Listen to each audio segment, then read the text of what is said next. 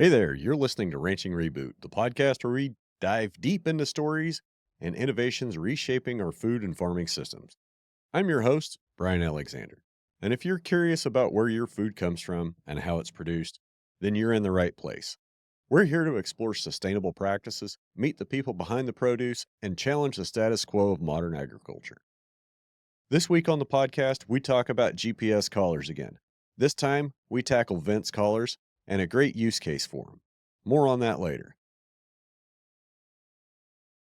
I'm putting this episode together on a Saturday, and yesterday I was honored to have a seat at the table with the Kansas Secretary of Ag, Mike Beam, and talk about the future of grasslands in Kansas. He listened to a big group of us ranchers, and I'm hopeful that we can continue to build on that work. While I was at the Kansas State Fair, I stopped by to see my friends at Wild Ass Soap Company. My stash of Cowtown body booze was running low. Cowtown's my favorite scent, and their body booze keeps me smelling great. Wyatt and Lane Harris promised me their beard conditioner is coming soon. In the meantime, the holidays will be here before we know it, and soap and body care products from Wild Ass Soap Company make awesome gifts. And just because you're awesome, you can use the coupon code REBOOT for an extra 10% discount on checkout. Go see what they have for you and the ones you love at www.wildasssoaps.com/reboot or just click the link in the show notes. That's wildasssoaps.com/reboot, code REBOOT. My guest today is Kyler Beard. He was on back in October 2021 with episode 33, and he's back today to give us an update on what's happened then and talk to us about his recent experiences over the past grazing season with some GPS collars from Vents. That's like fence, but with a V. Kyler and I take a deep dive into the collars, how they work in the real world. So grab your coffee. Your Monday morning meeting starts now.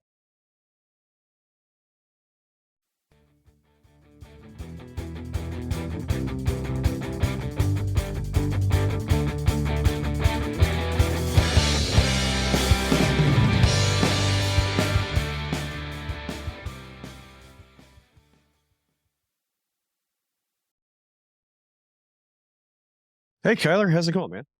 Good. How are you doing, Brian?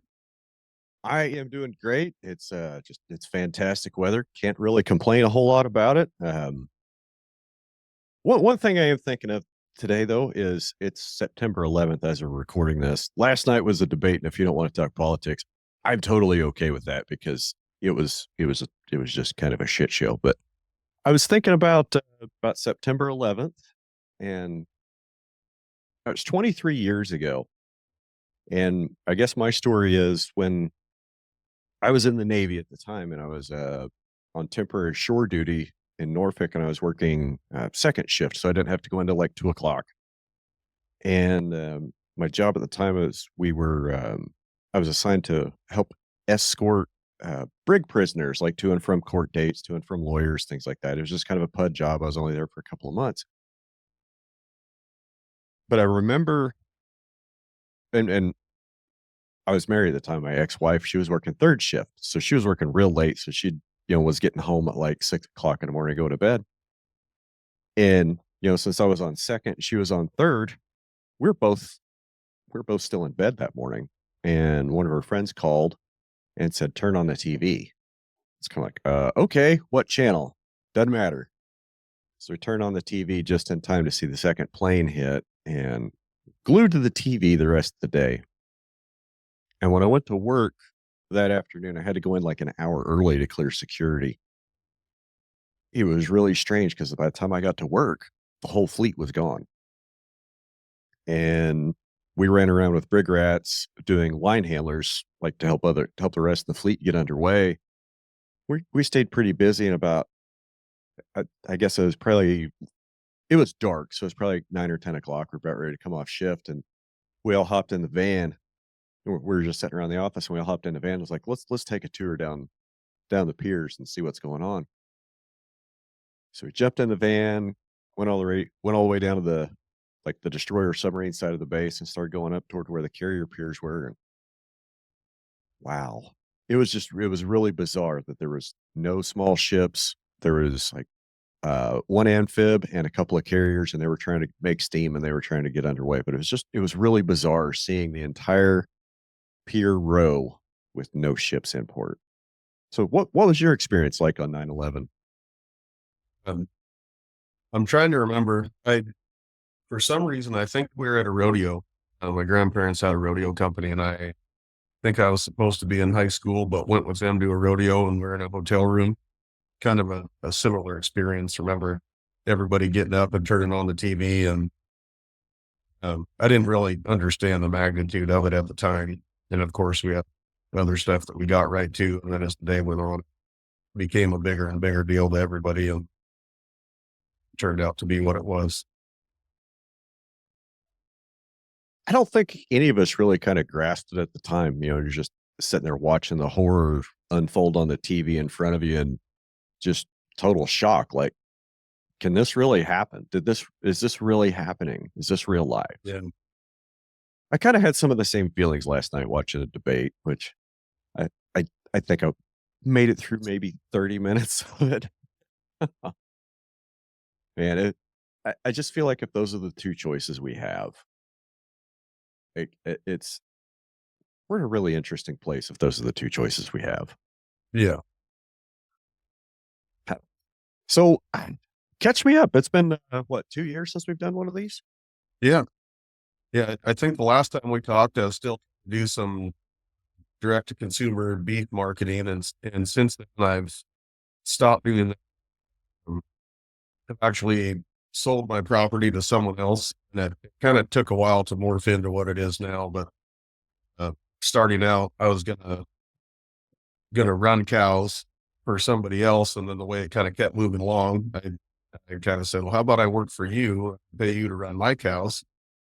And so all the grass leases I have, except for one, I've turned over. Full barn ranches is what we're calling that. And originally, he was interested in the beef business and selling, not necessarily direct to consumer, but making fat cattle and having his own products.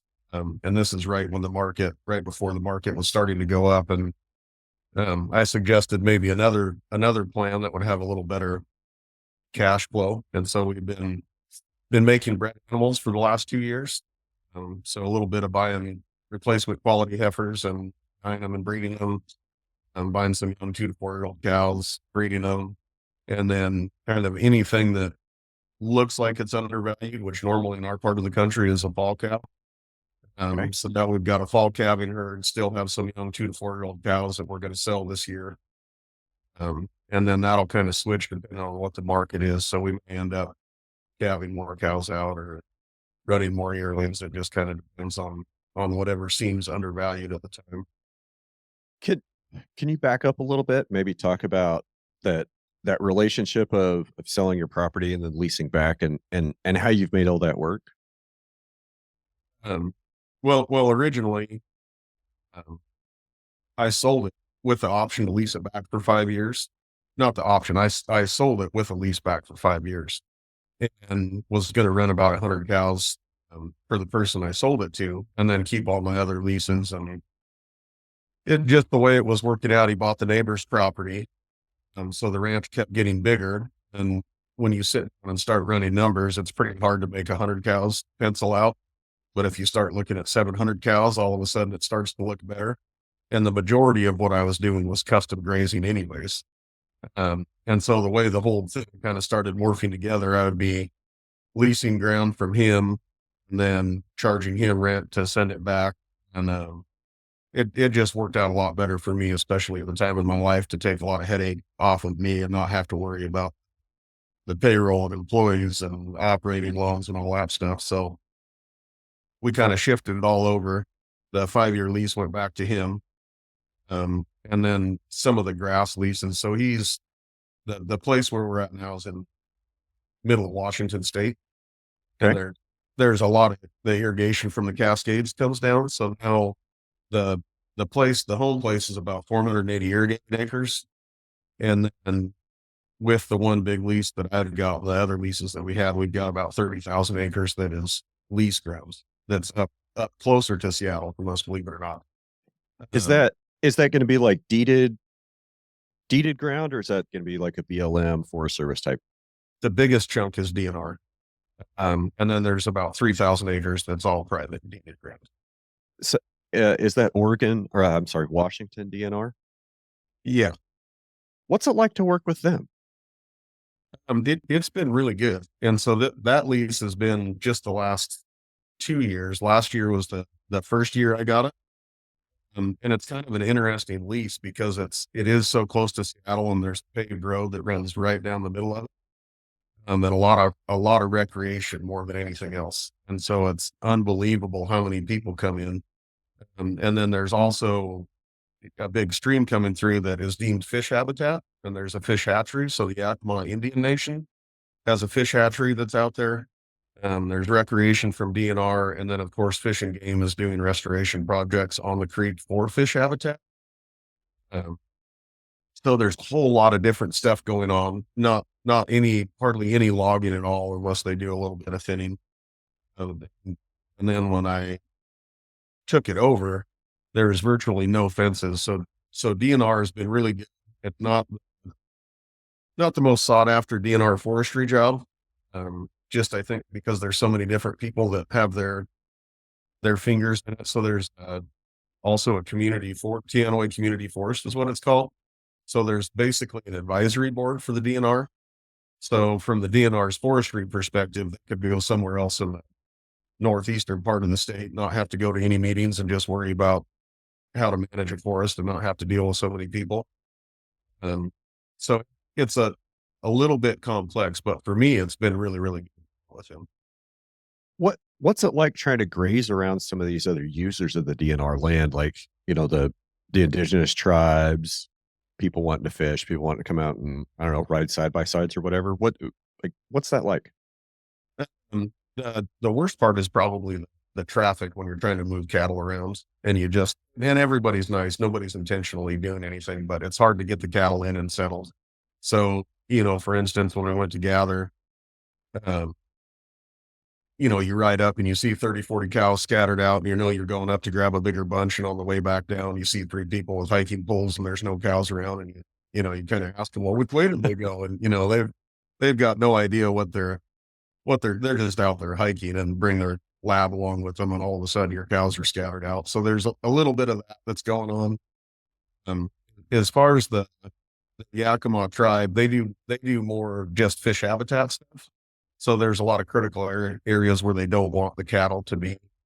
And everybody for the most part wants cows, and they're trying to figure out how to make cows work and hit everybody's objectives. But there is, there is a little bit more meetings and talking to people and stuff. People are deeming fish habitat and, that you're looking at and thinking, I'm pretty sure there's not a fish there.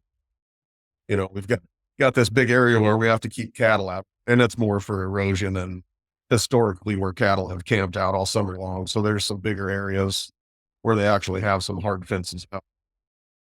Could probably go away with a different management style. But for now, they're still there. Okay.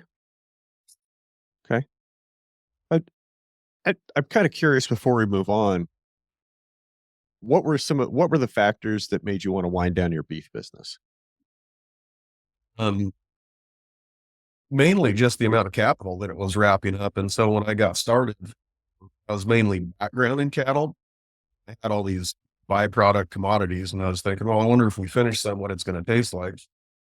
But wasn't it like, weren't you finishing on like donuts or something?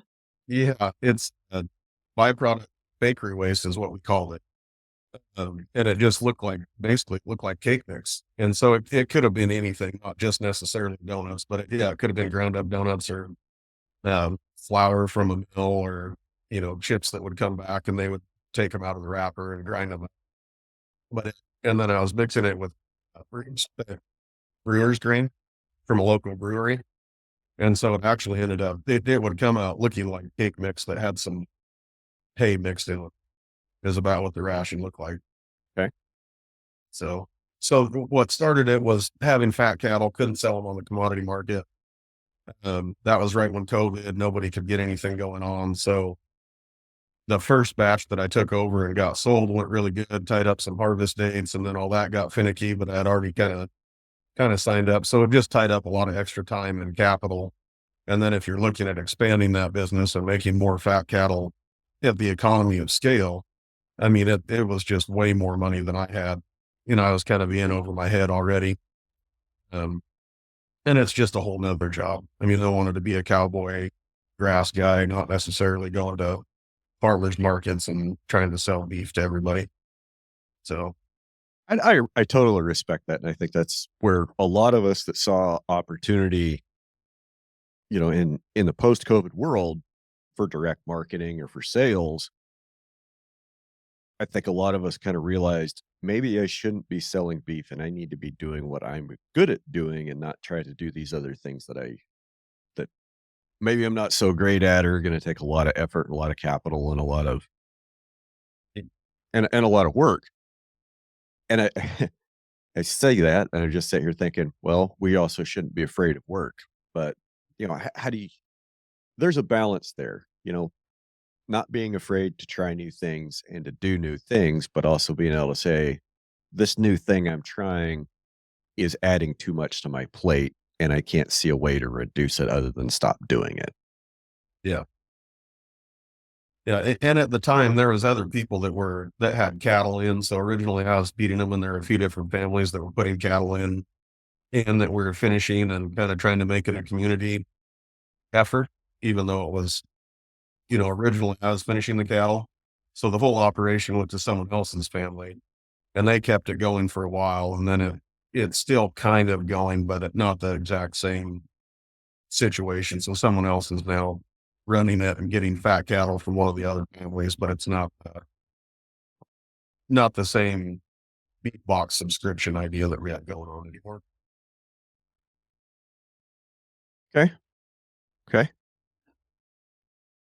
Um, can we talk about collars? Yeah. Okay. Tell us what kind of collars you've got. So we're using Vents collars. Um, and this is part of the DNR lease. So to keep cattle out of the critical areas, this was one of the requirements with getting the lease is that you had to be willing to use collars and collar cows. And a little bit of background just on the lease before we start, kind of how it went last year compared to this year. So looking at a map of this lease, and you're going to bid on it to get the property. And it's a 25,000 acre lease. And it's got a lot of meadows on it. Um, and then it also has all this critical fish habitat that they want to keep cattle out of. And historically, the cattle have been in these areas too much. So they put up some laydown fencing. So it's just a barbed wire fence they lay on the ground in the wintertime, Okay. and then they'll go put it back up in the summertime. Just And so it there's doesn't catch snow and blow over. well, they'll lay them down before snow comes. But it's just a barbed wire fence and wired up to T-posts. So Okay. it's more or less a permanent fence that they unwire. And when you're looking at the map, there's a perimeter fence around this whole thing. So last year we took 300 head of cows. We can only be in there from June 15th to August 15th, which is a pretty tough date to get out of there because there's water and grass everywhere. And so it's a really small amount of AUMs.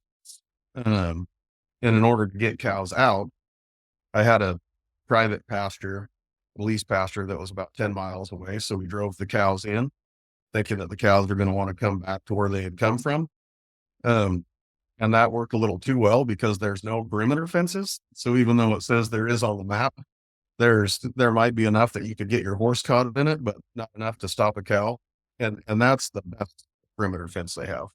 So we Alright. drive these cows in 10 miles, and every weekend there's about 15 to 20 Subarus an hour going up here to go hiking, and the cows start hiking out. So the majority of last year, and we were supposed to have collars last year, and there's some kind of a contract that didn't get signed or something. So no collars. So we kicked these cows in there with nothing, no fences, tried to keep them in all summer. And basically it was riding the pavement at the bottom of the lease, putting cows back on it for about 3 weeks. And then finally just started saying, okay, here problem cows, we'll leave. And didn't use much of the lease. So this year, everything's set. We're using the collars. And so the initial training here at the ranch, we set up a base station tower. And then on our 480 acres, we collared the cows here and went through the training process, and it was working really, really well. So I locked them up on as little as 13 acres and then set the timer when I wanted the fence to go down. And the first couple days, nothing went through. by the third day, there's about 6 cows out of 300 that were going through the virtual fence, which on an intensive grazing schematic here, instead of building hot wire everywhere, I would almost think that's acceptable for me, at least. Okay. Uh, and would be a win. And then when we turned the cows out, that's when kind of figured out that the biggest problem we have in the trees is the GPS is not that accurate. Okay. So we have exclusions for the critical areas, and we have to drive cows across the river and built what we thought was a big enough opening. And that was one thing that the Vince guys did say is, maybe even the first year, don't do too much with it. Don't try to do too much management. Just put up a perimeter fence and kind of see what happens and where the cows go. And so anyway, I made some exclusions, and the cows were going to go in between a couple of them. And so you drive cows 3-4 miles and you're getting close to your destination, and you drop down across the river, and all of a sudden you can hear the beeping from the collars, and not all of them, maybe 30% of them. And there's no cell service. So there's That's really nothing you can do except take the cows away from there. Somebody's got to leave, go back out to a computer and service. And then you just kill the fences. And so to get by that time, and I hadn't had much experience with it, we just shut every virtual fence off. okay. And then we moved the cows where we needed to.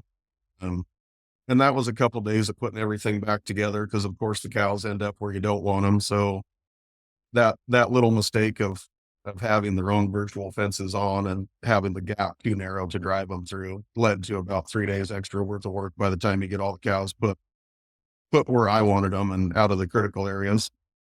And then it worked good. I'm going to say there was 13 cows that I gathered that I know the collars weren't working at all on, that just went off the lease, and through all the virtual fences. And I should have just gathered those cows up sooner and brought them back to the ranch and figured out why the collars weren't working. But like I said, last year I did it with nothing. So in my mind, I'm thinking I'll put them back a couple times and see what happens. But the experiences was way better than last year. I mean, 13 compared to 60 that came off the lease last year was pretty nice. So I spent a lot more of my time on the lease moving cows around. And the nicest part for me is just how accurate it can be when you ride, because you can see that where the cows are because of the collar within reason. So I think they ping every 30 to 40 minutes. And then, as soon as you get out of service and get up to where the cows are, you might be an hour and a half from the last time you saw them, but they're generally pretty close to where you thought they were going to be. How's the battery life holding up? Terrible. Okay. Talk to me. And so I don't know. I fully had the collars on. I want to say we collared cattle June 7th, sometime around there. Turned cows out June 20th, and by So 90 days. They've been on 90 days. yeah, and most of them I've taken off now. Okay. And so you can check and see how much of the battery life is getting low. And I'm not certain how many of the collars were really working when we gathered them or not. But there was, you can click on the little icon and it tells you the battery life. And I'm going to say, gosh, I don't know, 20% of them probably had low to dead batteries by the time we were leaving there. The only caveat to that is these batteries were sitting in storage for a year because we were supposed to use them last year. Right. And so I don't know how much effect that would have on using them the following year or not, which is something I talked to the rancher success guy about in the beginning. I mean, it seems like you would have maybe some battery failures or some problems if they were just sitting in the shop for a year, and you try to charge them up, and they all said, "Yeah, we charged," and then you put them on and deploy them, and then 20% the batteries don't work. I could see that. So I'm trying to remember. It was a month or two ago. I talked to Ben Notterman up in Vermont, and he's got no fence collars, and we talked about some other things. Like, what would you change about the vents collars other than, of course, the battery life? What would be the other thing you change? The GPS tracking. That if the GPS were more accurate, and I don't know how soon that'll happen, but that would be the biggest thing. And it's not every collar that's horribly inaccurate, but it doesn't need to be. I mean, if you've got 20 20 cows and there's 2 collars going off, that's enough to mess up the whole process. And then if you're 6 miles from the corral and you're driving them back to the corral, do you leave 2 cows that have the collars going off, or do you drive them back? Um, and then some kind of an offline program for events would be really nice. So if you don't need to be able to actually change anything, but if you could track the cows and then maybe have your own location on them, that would be huge. Um, but one of the other problems I did have with the events program is some of the virtual fences turned back on without me knowing it. And so the way that I was checking my fences, you would go to add a new fence and it would show you everything that has an assignment. And I'd be looking at that and the fences weren't turning on that.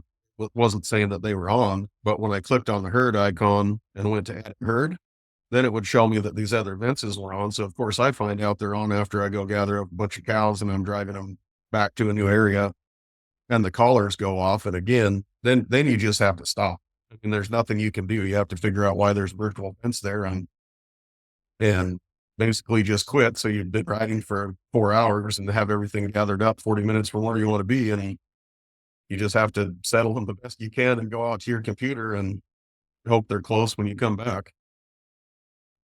If you had better cell service in your area, would that not be a problem? You could do it from your phone and out of the saddle?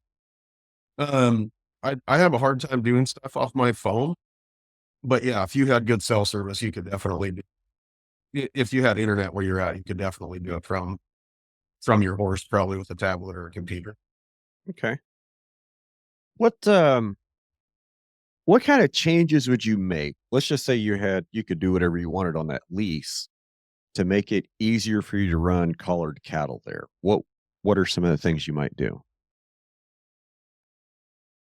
Um, I don't think there's a whole lot that I would change, but a lot of the collars are going to be great. It's going to change grazing altogether, especially in areas like this where there is critical areas they don't want cows, and it's not 100%. But I think everybody's going to start to change their thoughts from no cows to short duration of cows. And that's probably the biggest thing that I would change that doesn't have a lot to do with the collars, but using collars as a tool. Some of these areas where they don't want a cow print at all, I think we could get away with the fences, which would help everybody for recreation and wildlife and cost of the DNR. Uh, and just do a short duration in those areas while we're moving cows somewhere else. And then set up an exclusion so the cows don't come back to it. Um, but I don't think there's much I would change from the management point of the actual lease itself. But collars are definitely gonna change the grazing game. The only thing I will say is, you know, originally I was kind of against collars, thinking that it would take somebody that can manage cattle and kind of nullify what you're doing. Um, but a bad manager is going to be a bad manager with a collar. You're still going to have the cattle within there. I mean, it's not just a plug and play, and where you put the virtual fences makes a big difference. If there's too much pressure on them and they go through one of the virtual fences, the cows generally aren't very happy. So this has a 15-meter beat zone and then a Okay. 75-meter shock zone. And for whatever reason, it's hard to tell why they would go through one. If they're kind of at a pivot point, the hiker was coming by or there was a predator chasing them. But some of the cows that I caught on the other side of a virtual fence, they were leaving the country and they were not too happy when I got a hold of them. Um, there's one cow that went about 20 miles down the highway. I caught her almost to Ellensburg. None of these cows had ever been here on the lease before. So it's not like she was going back to someplace she was coming from. And that would be one thing that I would question is if people start talking about herding cattle with the collars, I would imagine the stress level of the cow is going to get pretty high because even just the beeping when a cow gets close to that zone, you can see the worry come up in them. I mean, they're looking for which way they should go to get that to quit. So, Okay. That's a great point. That's a great point. So a couple questions, a couple things I thought of. Are the fences one way? So one thing I remember from talking to Ben Notterman, was the fences are two-way. So if a cow does find herself on the wrong side and she decides she wants to come back with the herd, the system, like the no fence system, will alert whichever side of the barrier she's trying to cross from. Does Vince do that? Yeah, they Okay. say this. Something else Ben said, or maybe it wasn't Ben, but something else I've heard about collars, and this might have been, won't say the name, this might have been from somebody else that I believe has Vince collars as well. He said that there was a large portion, maybe 25% of the cattle that they tried to put a collar on that just could not accept the collar. He said, like, I think the term he used was broke their brain. Have you seen that? Or have you seen difficulties getting, like, in the training period? I guess maybe go back and talk about some of the training period and if you've had trouble training cows or some of the tricks you've figured out. So the first thing that you have to do is put the collar on and adjust for size. And so we, put the cows in a squeeze chute and restrained them. And the problem we had, so the measurement that they're using is you put it on, take the chain and pull the chain until it almost comes off of one ear. And that's a good adjustment. And you can kind of start to see, what the gap's going to look like. And then of course you kick cows out when they have something on their, they look like they're going to the PBR finals and bucking around and balling Trying and to get it stuff. off. Yeah. And that really is the only time where it bothered cow. They all accepted it. But in our shoot, we have a brisket bar. So Yeah. if the cows would lean down, they would take that gray box on the bottom and push it up into their neck. So when you're doing the adjustment on the ear, it looks like you have enough slack and then you let it out. And so we had 2 days of collaring cows and we're doing 300. And I mean, some of it's the learning curve for us, but it felt like it was taking forever to get all those collars on. And this was after we probably 8 hours with 3 guys putting batteries in all the collars. So you went through a couple Milwaukee batteries, putting the batteries in. Because you got to unscrew the thing and put the Yeah, battery in, then screw it back. Okay. unscrew them, clip them together. Um, which there's actually kind of a funny story. So we've got a really good guy, Elvis, that's working for us that doesn't speak really good English. And he was putting a bunch of batteries together the second day, and there's 2 wires, but only one of them plugs in. And so he's putting a bunch of collars together in the morning. And by the time I got in there, I watched him put one together and I said, "Hey, Elvis, you're not plugging in that second wire?" And he's been doing this for like 8 hours. And he gets this look on his face like, "Oh no." Anyways, but yeah, so everybody was sick of doing that. And then we had to run all the cows back 3 to readjust the collars because we put them on too tight. I'm going to say probably 30% of the collars were too tight, but at that point, you pretty much just have to run them all through and check the adjustment. So collaring cows for us felt like it was a week-long process to get everything where we wanted it. And when we turned them out, you put the shock zone on the outside of your hard fence. And so if a cow basically goes and leans their head over the fence, they can get shot.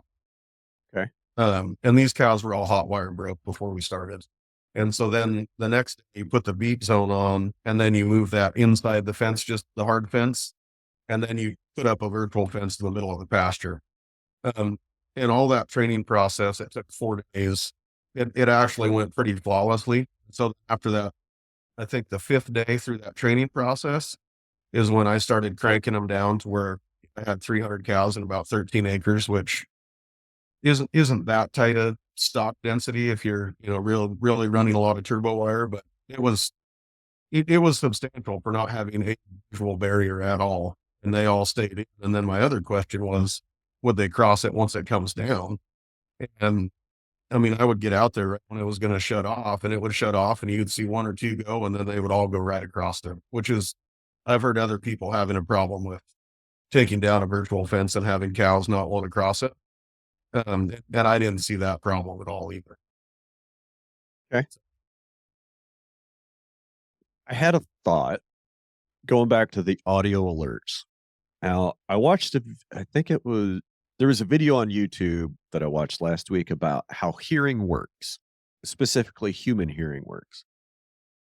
So, have you ever noticed when you're looking in a mirror at yourself, one ear sticks out a little farther than the other? You ever notice that? I have, because I mean, I notice things like that. My right ear sticks out a little bit farther. And there's actually a biological reason for that. It's so when there's a sound that's straight ahead, instead of both ears hearing it the same, the the one ear being out a little bit further, a little higher, a little bit lower, that helps your brain detect where the sound is. So that got me thinking while you were talking about where the speakers are inside the box and how that sound is hitting the cow's ear. Because you said, and I heard you say this, that they'd go up, that they'd approach the barrier and they'd start hearing the beep and they'd get interested and start looking around to try to find the source. So if it's a single point source that's underneath them, giving them the audio signal, they're probably confused as to where it's coming from and what it's telling them. So what I would be saying is maybe they should put two speakers in, or maybe even three, and figure out with software. Okay, granted, we're getting a little bit out on a limb here, but maybe figure out with software which speaker to be giving the alerts from based on where the cow is in relation to that fence to help maybe move that animal away from the barrier. Yeah. Probably is a great observation. I mean, they truly do just look confused when they hear it, and they're trying to figure out where to go. I mean, Well, think think about what's on the front end of a cow for sensory apparatus. They've got eyes out on the side of their head for 360 vision. They've got a huge nose that takes in a lot of air every minute. So they get a lot of information from smell. And they've got big ears that are mobile. So they're taking in a lot of information with their ears too. And when I'm working with cattle, I don't ever look at the eyes. I don't ever pay attention to the eyes, where the cow's looking. Because if you can see an eyeball, the cow can see you. Unless you're standing at her tailhead, she can see you and she knows you're there. Watch the ears. The ears will tell you what she's paying attention to and what's giving her stress. yeah, So that's where I go with the ear thing. I mean, I don't know how any of them are built inside, but if it just has one speaker, and I get cost of manufacturing, if it just has one speaker, that's probably why the cow's confused at the noise, because it doesn't know what the noise is trying to tell it to do. It just knows that there's a noise, and it's up to the cow to try to figure out which way to go. And maybe if there's some kind of directional cue with that sound, that might help the cow. I think you're on the stone. So, hey, Frank, there's a good tip for you.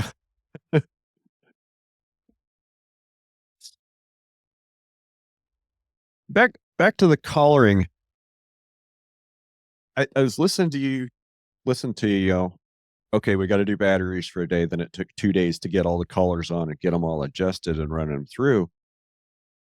And you're on 300 head. That seems like that was an awful lot of time shoot side and awful lot of manpower to get that done. Do you see the manpower savings from that later down the line? Especially with this lease, if you had a place that was completely, if you had a good perimeter fence on it and you didn't have a hard time finding cattle, I think you'd really have to question whether it's better to do this than run some poly wire. On this particular lease that we went into, I mean, there's huge manpower savings. One, in just finding cattle. Um, but it is a big deal to keep cattle out of the critical areas on this lease, to the point where, I mean, if we don't, probably not going to be running cows up there. So it's going to be a lot of ground that we kicked out of. So it's kind of, uh, I mean, it's pretty important. And I would say it was a huge manpower savings up there, keeping cattle on the lease out of where we don't want them. And then also, just like I was saying, when it comes time to gather them, you can look at a map and you see a little cow icon on your phone, and you can zoom in and see where they're at. So you can ride so accurately instead of going out and just trying to find cows. So last year, and I would have gotten my buggy and I would have went scouting for cows the night before and have a pretty good idea where everything's. Then you get down to the end and you're still out 40 and you're shooting in the dark. I mean, I've got absolutely no idea where they're at because they weren't in the main group. You know, this year, I think we were down to like 14 head out when we needed to be off the lease. And I mean, even right now, I know where they are, but that doesn't mean they're that easy to go get. And we're actually down to 3 cows left on the lease now. But, now it's kind of and they're not super wild. It's just a lot of downfall, a lot of brush. They can move faster than you can move. And, uh, the last ones always seem like they're experts at hide and go seek, where they'll speed up and go in the brush. And then you're, without service, then you're back to tracking cows and looking at brush hoof prints. And, uh, so that is probably the biggest savings, is just riding accurately and being able to go out and get right onto the cows, know that you got them all. When you get those wily old cows that know how to dodge a rider or two, know how to hide from a dog, Yeah. s sometimes they're just gonna be there for a while. When my dad took over this ranch back in the mid '80s, he tells a story about going and gathering. I think it was probably 2 or 3 years after he took it over, gathering a pasture in the northwest part of the ranch, and they came up with 2 cows and their progeny from the last 3 years. It was like 2 little family groups of cows with, a couple calves each, just wilder than shit. Yeah, can't have that. Yeah. Well, and I think in years past, so I have to be out by August 15th, which is still, I mean, that's middle of summer. And like I said, there's plenty of grass and plenty of water everywhere. And I think traditionally, they used to be able to turn out June 1, gather October 1, but most of the time they're waiting for the great white cowboy to come push all the cows out for them. And then they just gather them up when they come down. So realistically, I don't think it was ever gathered by the 1st of October before Okay. for the snow to fly and grab them. I'm guessing you think that this DNR land should probably be grazed a little bit longer just to utilize some of the forage?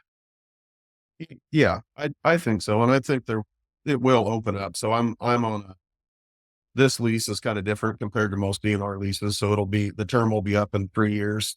And then there's a couple other leases that attach.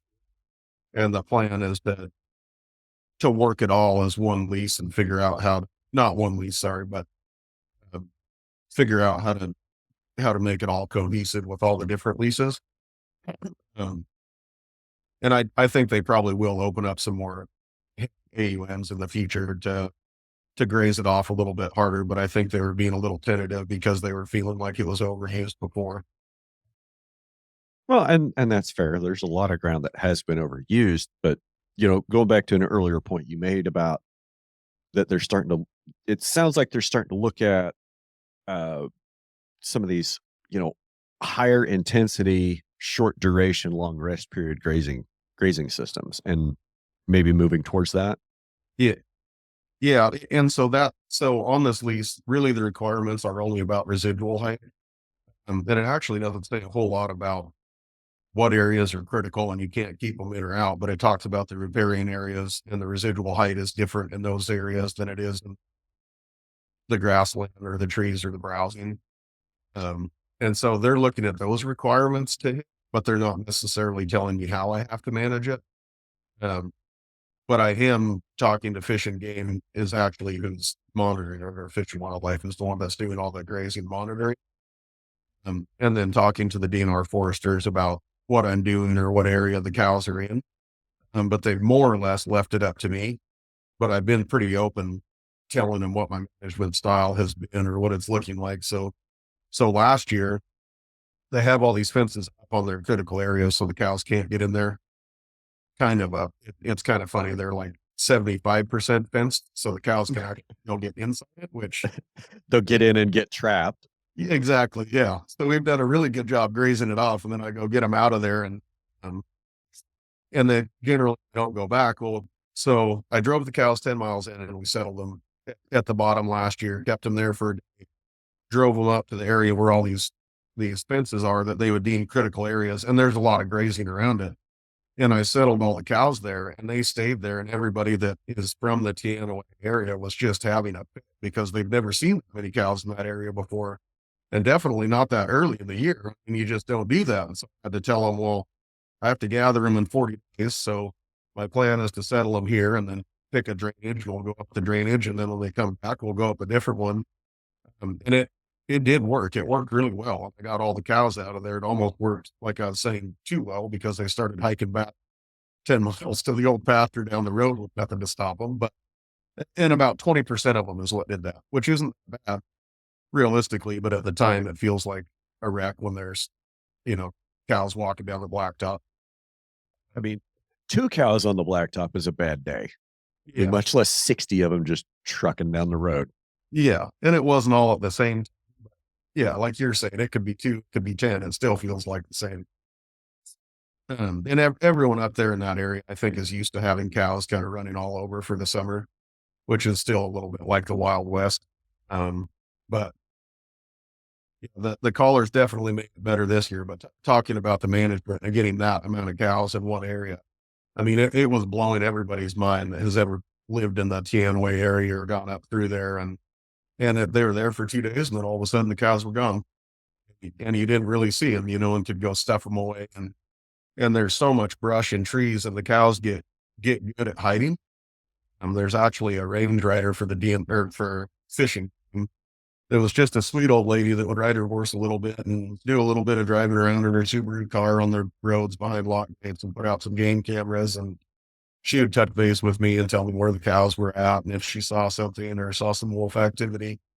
And there was one time, I mean, I just got done moving at least 200 head into this area and had them kind of settled and pushed them up into the trees a little farther. And it's 40 minutes later, and she calls me and, yeah, I just came out of Indian Creek. I didn't really see much up there, just a little bit of sign. And I mean, I literally have a video up on my phone, a few hundred cows crossing the road right where she drove, and she didn't even know they were there. So it's kind of neat to be able to do that. And now with the collars, I didn't worry as much about settling them right there in the middle where everybody sees them. I just kind of use it to gather them up and cross through and go to a different area. So How many? sorry to interrupt. No, no, no. Go ahead. No, I was just going to say it's not that someone else is telling me I have to manage like that, but everybody is definitely starting to notice they are bunched up and more intensive than what it's been in years past. Okay. How many cows do you think you could run on that DNR lease for that short season? Or how many? Maybe a different way to ask it would be how many head would you need to graze it effectively during that short season? The way that you and I would want to graze our private property, I'm going to say at least double what I have, if not more, in a good rain year. And this year was super dry. I think we got 6 inches of rain before the 15th of August, Ooh, which is, I mean, almost nothing. And I'm not sure what they get for there up there for rain would be more than what we get here. We're used to getting 16 inches down here. So everything was dry, and it was a pretty short grass year. We still didn't touch it with 300 head. Easily around twice as many up there. okay. But So now this next question, you've got plenty of experience running polywire, doing daily moves. You've been living with these collars.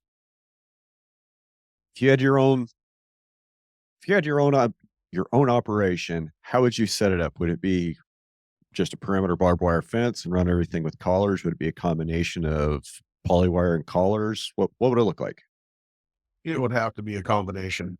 Um, I mean, so for instance, when we turn these cows out, I didn't want them to push on the collars too much. And so I'm thinking we hauled them in this year, mainly because of where we were coming from.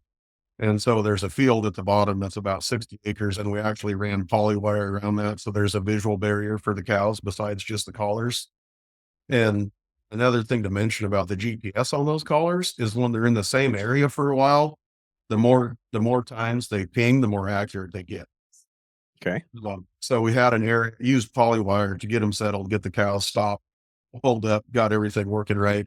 And then even just the bottom of the lease where the corrals are at, I ran a polywire across that, just to help with again, another visual boundary, or if the cows end up coming back and their collar isn't working, they don't keep trucking off the lease.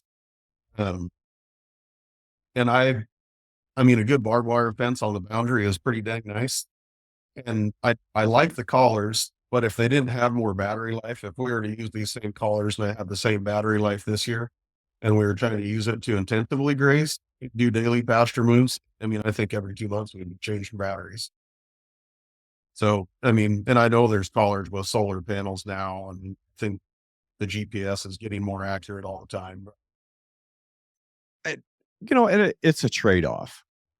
It's a trade-off of how much junk you want to put in the box, how much juice it's going to use, and how long it's going to last.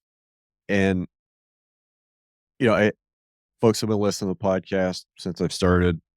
I've talked about these things a lot, and I kind of always have the same criticisms and the same feelings. And I feel like we need another incremental leap. We need to get to the next plateau of battery technology, so we have higher energy. We could put more energy in the same spot, and then we can afford to put some different sensors, maybe a second or a third speaker inside the box, maybe put a solar panel up top. you know yeah, there's some with a solar panel, but we're talking a solar panel that's like the size of a 3x5 note card. yeah, Okay, maybe that's going to take the battery life from 30 days to 33 days. Does that help? Yes. You know, is it worth having that extra, few dollars worth of solar panel and the complexity of the wiring to go back down through the chains to the collar? I don't know. I'm not a manufacturing engineer. I'm I'm just a guy that knows how to beat post in the dirt and look at cows. But I think they need another leap of I think we need another incremental battery technology in order to really make them a viable thing. yeah. So what what kind of advice would you give somebody that's looking to start a ranch in late 2024 or 2025? Um, Probably put more precedent on using cows as a tool to manage the environment than anything else. And I, even going back to this DNR lease right now that I'm talking about, it's not really cost effective even for the government with what I'm or for the DNR with what I'm paying them, and they're doing all this extra stuff with keeping cows out of the fish habitat critical area. It's it's costing them money to have cows on there, so you have to prove your worth for fire prevention or, you know, regenerating the soil and the plants and creating wildlife habitat. I think all that is going to become more important than the rest of everything else that's going on. So getting the grass, that's probably going to be the most important thing that I can think of, rather than spending more money on leases. Trying to outbid and compete with everybody else. Do a better job and present yourself in a different way. What I'm hearing you say is instead of saying, I'm going to grow cows and sell beef, approach it from, I want to improve this ecosystem with my cows, and this is how I'm going to do it. Yeah. And that goes back to, if you're trying to start ranching, unless you're starting with a pile of money, you're probably going to be leasing ground, um, probably going to be running somebody else's cows. And so I guess that was kind of the basis of what I was starting with, unless you're starting with millions of dollars to go buy property and cow. So that's one thing that's going to separate you from everybody else that's already doing is using cows to manage ecosystem. I hope that's a growth industry in the near future. I mean, because there's a lot of poorly managed lands, especially owned by the federal government and a lot of state governments that need to have cattle back on the land. And maybe not just cattle. What are your thoughts about, just a specific lease that you're on, about managing it with just cattle? Do you think that, like, long term, let's just say you have a lease there for 20 years, over the long term, do you think you could hit all the management goals with cattle, as far as fuels reduction and habitat restoration and maintenance? Or do you think you might need to have multi-species like sheep and goats? I haven't seen. I know there's a lot of sheep in the area, And I know they do a really good job as far as being able to manage the sheep and control them and move them around. Um, but I haven't seen too much of what it looks like after the sheep get done grazing. And you hear different opinions from everybody else about how far it's taken down. Um, I think to really make an impact on this ground, they'd have to let me run a lot more cattle than what I'm running right now. So the majority of the time, we don't even get into any browsing. So as far as the fuel reduction goes, we're not doing much. It's more about minimizing the impact and moving on to some other spot. That's really what I feel like I'm doing right now. But, I haven't done it long enough to answer your question well, but I would think that I could do it with cows. I don't know that everybody is going to like the way it looks. You know, when you look at something right after it's grazed off and somebody pulls up and that's their only time seeing it is when the cows were just there yesterday. It's not always going to look good to them, but it might look great the next spring. Um, so I would like to think I could hit with cows. I also don't have any experience grazing sheep or goats. Um, you know, I'm still pretty young getting into this stuff and haven't seen enough yet to really know what it's going to look like 40 years from now. And that's probably a fair observation. I mean, I've barely been awake enough for the last 20 years to make observations about my local area and maybe draw some understanding of what that means for my ranch.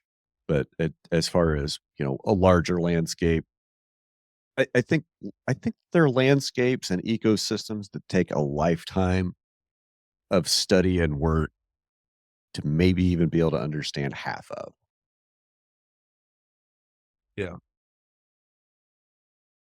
So what else you got going on, man? That's about it.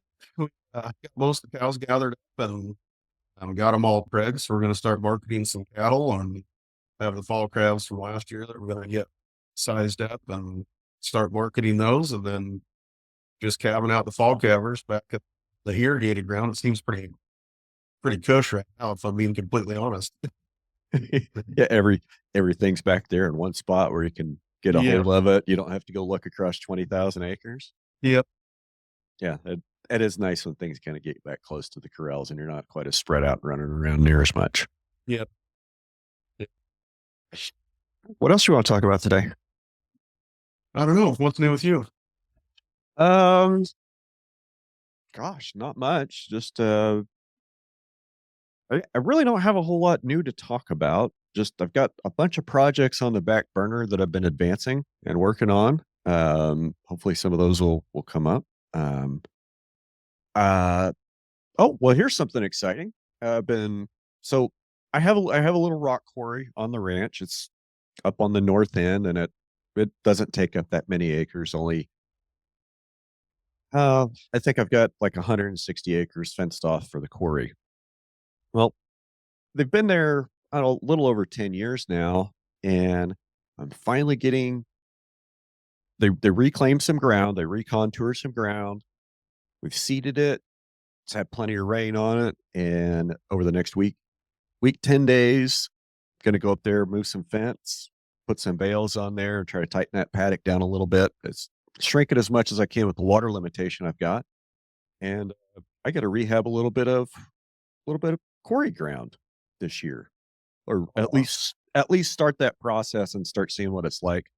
Um, I'm not going to say that there's a lot of it's. It's maybe 2 acres that we get to rehab. Um, I got 147 in that herd that's headed up there, I think. Um, so I'm gonna try to camp them on that for 2 or 3 days, mow all the weeds down, trample some of the prairie hay that we cut several years ago from that area. We're going to haul yeah. that up to the top of that old overburden hill, spread some of that prairie hay out, and let the cows kind of trump that down. Hopefully, we're not too late, and looks like we might get a little bit of moisture here in the next 2 weeks to help that out. So that's I guess that's what I'm looking forward to. Is I get to go experiment with reclaiming some quarry ground. What's your expectation on how fast it's going to recover? I think I can probably get the tall grasses to come back in 3 years.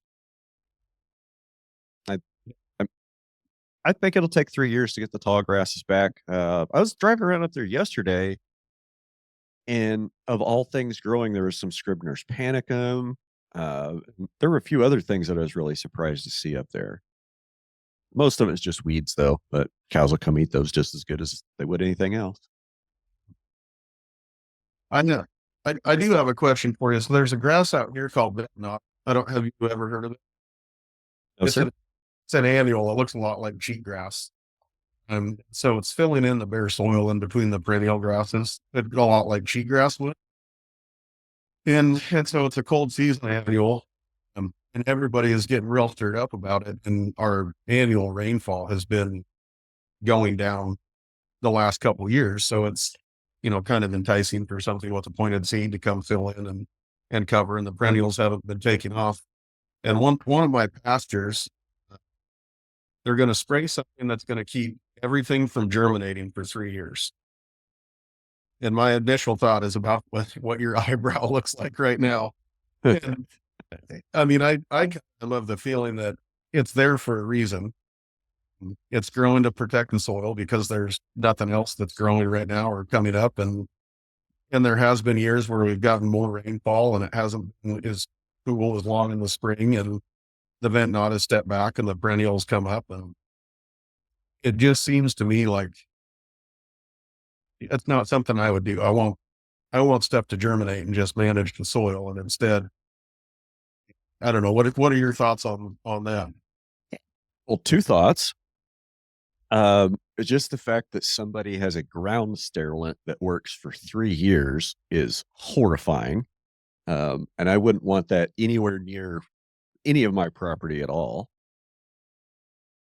Second thought is my dad gave me some good advice. I can't remember when the first time was he said it, but it's been a long time ago. He said, do not, under any circumstances, should you ever even consider subscribing to the Grass of the Month Club. So, not knowing anything about it, I think about grasses like, Old World Bluestem, which is King Ranch Bluestem, WW Spar, Yellow Caucasian. There's a bunch of different names, but it's kind of all the same equally horrible plant. A lot of people get upset about it here. And I can't say that I'm perfectly happy with Old World Bluestem. Like, I'd rather not have it in the universe. I just wish it had never been invented. Thank you, Texas A&M, for unleashing that on the world. But the fact is, it's here. It's in the ecosystem. It's not going to go away. So we have to learn how to utilize that plant. We have to learn how to manage that plant. And if it turns out to be, if we can discover the secret on managing that plant to where it becomes palatable and nutritious for cattle and good forage, great. If not, we should try to manage that plant to where it becomes less of an issue in our pastures because it's always going to be there. Alan Savory has this great thing about native versus invasive species.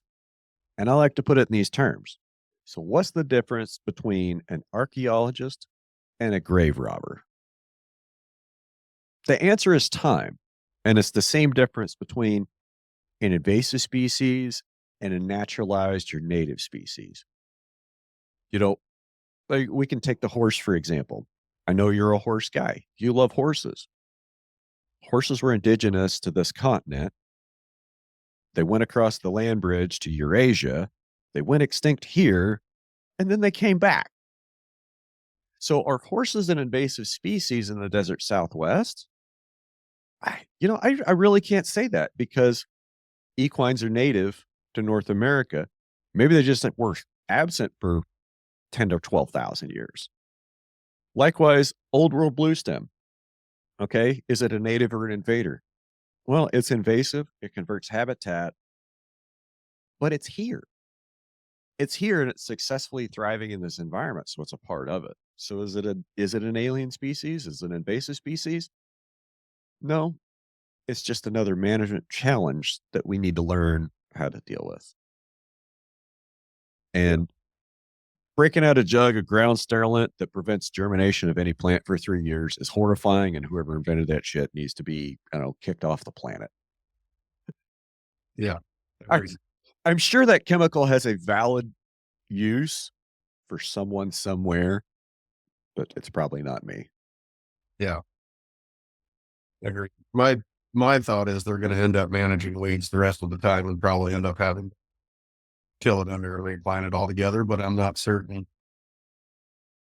what's going to happen to the perennials. And I mean, essentially, there should be no annuals coming up for the next 3 years. So if there's a good stand of perennials, I don't know what's that going to look like in 3 years. Nothing happens to the soil. I don't know. And another, if a chemical is that powerful to prevent plants from germinating for 3 years, what else does it do?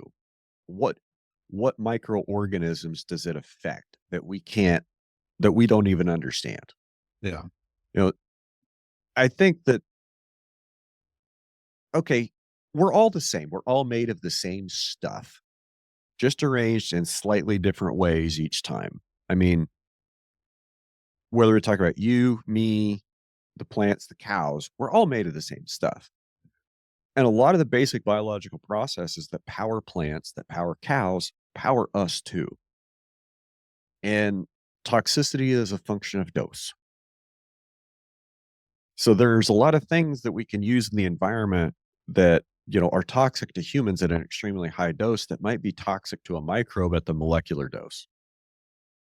And using some of these chemicals without consideration of their, maybe some of their effects on a wider ecosystem like we have for 50, 60, 70 years,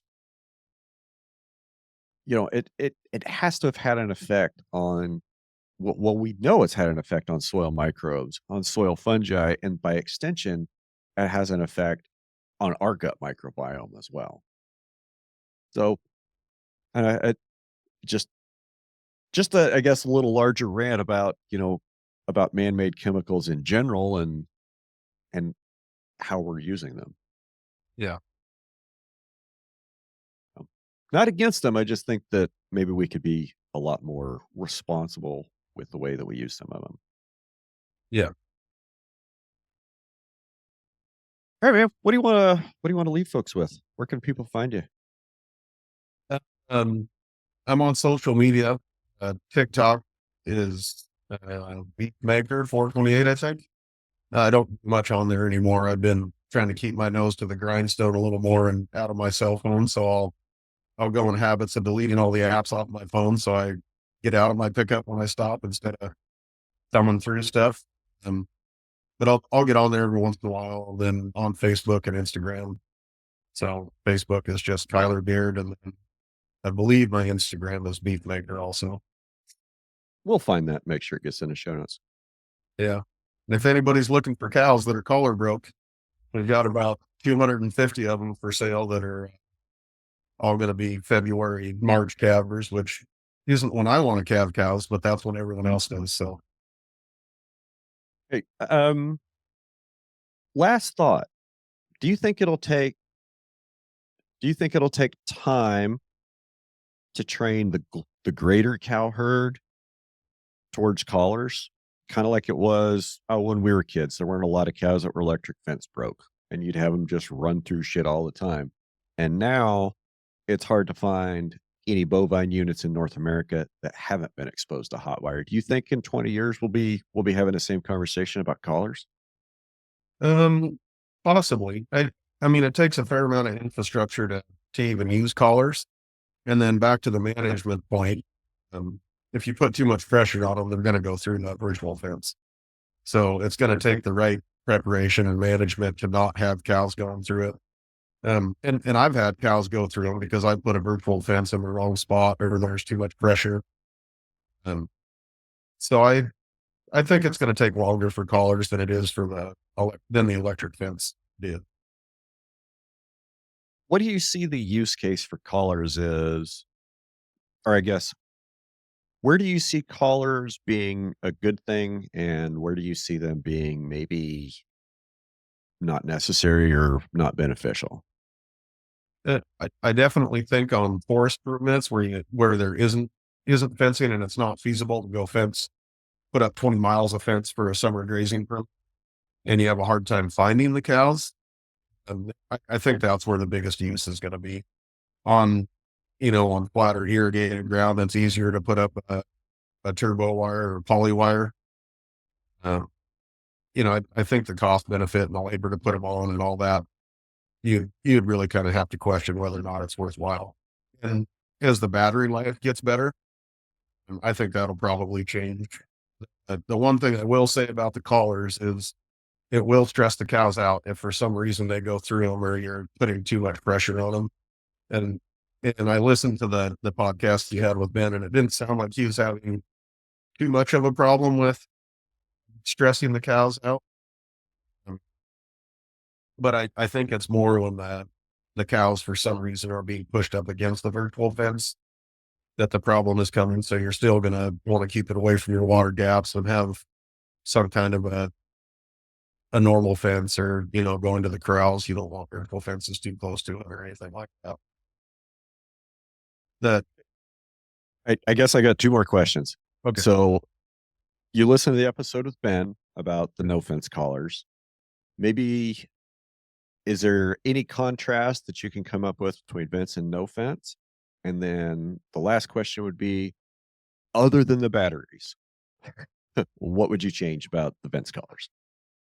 and we touched on this before, that GPS being more accurate is probably the first thing that I'd want to change. And I don't know if that's the further I move cattle, the more sporadic it would get. On the grazing data, you can see the points. And so you have a group of cows. And when you're watching the grazing data, when the cows are moving, you would see these points just start pinging, not a quarter mile away, but at least 500-600 yards away. Um, and it was mainly in tree cover and mainly when I moved them a long ways. And once they're in an area for a while and their collars pinged a couple times, then it gets extremely accurate again. But the movement was the hardest part. And I don't think there was too much of a contrast with what he was doing. The only thing I will say is when I put mine on a semi truck and drove across the virtual fence, I don't think they were grounding out, and the GPS didn't go. And I had this, I actually did think about it, with no way to turn the fence off and had a semi pot full of cattle. So I just basically grabbed the gear and went for it. And I didn't notice anything, didn't feel anything. And then actually had them on the pot. The next time I rolled up to see if anything would happen. I didn't hear any collars going off. Again, I think it's getting back to just looking at the points of the GPS. Mine weren't getting picked up in the horse trailer or the cattle pot, and going down the road, you might see one or two would ping. But for the most part, it would take quite a while. They'd have to be in the new pasture and unloaded before the collars would start show up again. So, and I've also drove my pickup into hot wire fence and it heated up and didn't know it. And I didn't get shocked until I got out and touched the ground. So I was also thinking they weren't grounded out by the tires, making myself feel a little better about it. But That's interesting. Maybe they couldn't. Maybe the collar couldn't see the satellite to know where it was. yeah, Interesting. There could also be something in there that says if you're going more than 40 miles an hour when you cross the barrier, don't alert. yeah, yeah. Well, I really appreciate your time today, Kyler. We'll let you get back to work. Sounds good. Have a great day. Thanks for having me, Brandon. Oh, thanks for being here, and we'll catch you on the next one, gang. Have a great week. You too.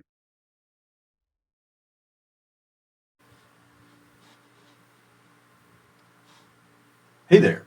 Thanks for making it all the way to the end. I appreciate you. I hate to ask, but since you're already here, to just take a moment to make sure you're following me on social media. You can find me on all social media platforms as Red Hills Rancher. Show some love to the show supporters listed in the show notes. Leave a review or share this podcast with your friends and networks if it resonated with you. I'll be back next week with another episode to reboot your thinking about farming, ranching, food systems, and the people that operate them. Have a great week, gang. We'll see you.